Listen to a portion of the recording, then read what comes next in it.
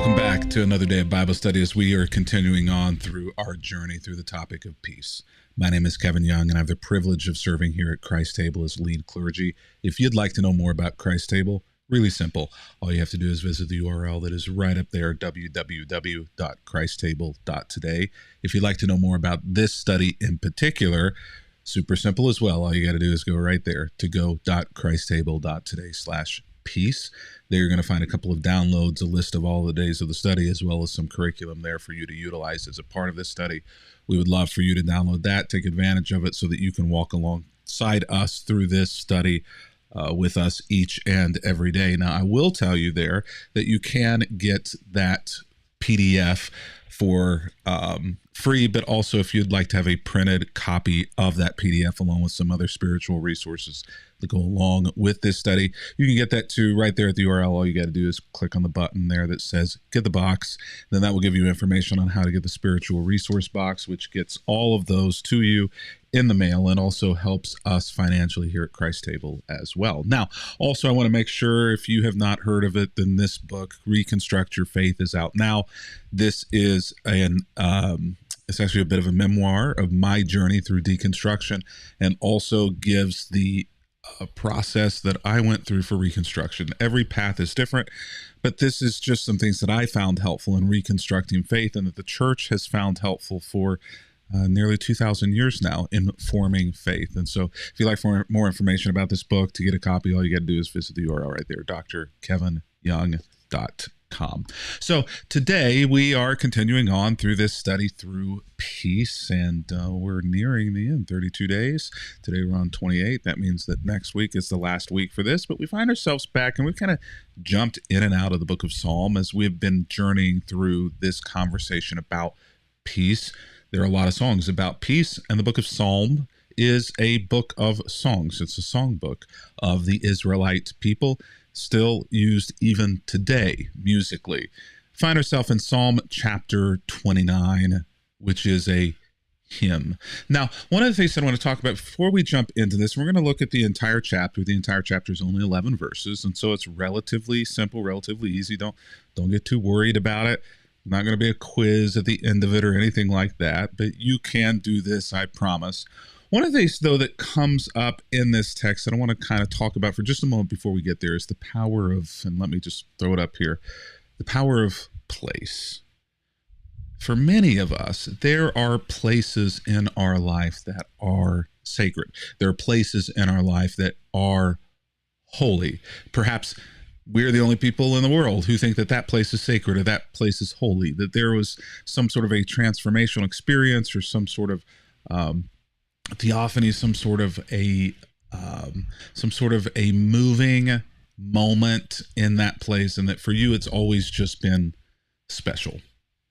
Maybe that place is a place that many, many, many people find special. The Olympics were on recently, and they showed the Cathedral of Notre Dame, and now after almost 5 years of being closed for renovations, it's about to reopen, and that place is a place that is sacred and holy for many, many people, and has been for many, many centuries. Sometimes, though, places aren't just sacred or holy, but there's something about them that has caused them to be that for us. One of the things that I want to kind of point out before we jump into this text, because it'll become relevant in just a moment, is that for many of us, the place that we might choose as being most sacred or most holy is tied into its strength. One of the reasons why many people love Notre Dame Cathedral is because it is beautiful, it is big, it is powerful in ways in which are unquantifiable. It is strong, it is majestic, it is soaring. Many of the superlatives, many of the adjectives that we utilize in order to describe these places tend to resonate with this idea of strength. Even Notre Dame, a fire almost, but could not bring it down. Many of the places in our lives as well they are places that are sacred or holy to us, because they are places that in their strength seem to give us an extra measure of strength, becoming a stopgap against our being brought down by the forces in the world, the forces in life that might seek to destroy us, to destroy you. The power of place. Psalm chapter 29, verse 1. Honor the Lord, you heavenly beings. Remember, this is a song, this is a hymn. Honor the Lord, you heavenly beings. Honor the Lord for his glory and strength. Honor the Lord for the glory of his name. Worship the Lord in the splendor of his holiness. The voice of the Lord echoes above the sea. The God of glory thunders. Strength. The Lord thunders over the mighty sea. His power, his strength is even greater by great measure than the sea, the mighty sea itself. The voice of the Lord is powerful. The voice of the Lord is majestic. The voice of the Lord splits the mighty cedars. The Lord shatters the cedars of Lebanon. It's hard to overstate how important these cedars were. If there was a place in the ancient Near East that was thought of as being strong, there was a place that was thought of being mighty or majestic, it would have been the forests of Lebanon, which were storied, which were legendary for their cedars, the strength of their soaring cedars. These cedars were coveted for their strength, for their beauty. These were utilized. Solomon utilized them in the building of his buildings. And all you got to do really is do a really quick Google search on the cedars of Lebanon. And these things are historically some of the most important trees and forests. And one of the main reasons for that is strength. And so look at this. The voice of the Lord splits like a twig. The mighty cedars. The Lord shatters the cedars of Lebanon. The strongest, most majestic thing on earth that they had in their time, that they could look at and say, these are mighty, these are strong, this place, this forest, magnificent, majestic. It's like toys to God. Nothing stands in the way of God's strength or God's might, not even the strongest thing that we can think of. He makes Lebanon's mountains skip like a calf. He makes Mount Hermon leap like a young wild ox. The voice of the Lord strikes with bolts of lightning. The voice of the Lord makes the barren wilderness quake. The Lord shakes the wilderness of Kadesh. See, place. Again, the voice of the Lord twists mighty oaks and strips the forest bare. In his temple, everyone shouts, glory. The Lord rules over the floodwaters. If you've ever seen flooding, if you've ever been in flooding, floods are uncontainable. Floods do what floods want. The Lord rules over the floodwaters. The Lord reigns as king forever. And looks like we might have missed that final verse. Let's get that final verse up here. The Lord gives his people strength, and the Lord blesses them with peace.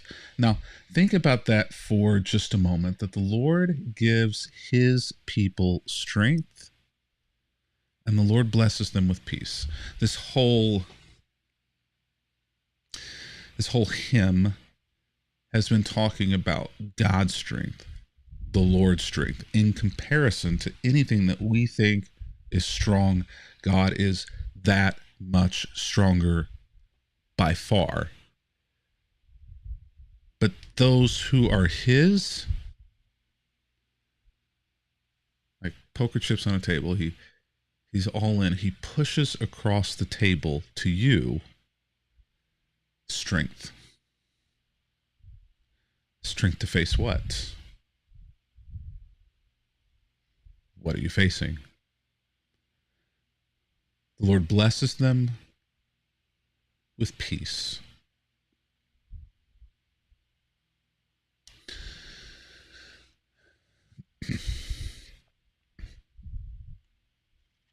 Strength oftentimes isn't for power or destruction or harm.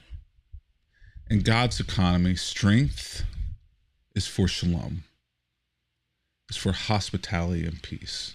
This is so often how I can usually tell whether or not somebody is close to God or far from God, whether somebody is operating in the Spirit or outside of the Spirit, whether somebody is mature or whether someone is immature, is what do they utilize their strength for? Do they utilize their strength and their power in order to split things apart? To allow other people to hear their thunder, to see their lightning, to see the effects of their strength? Many people, if they were God, they would be throwing lightning bolts left and right. They would be splitting cedars from here to the ends of the earth.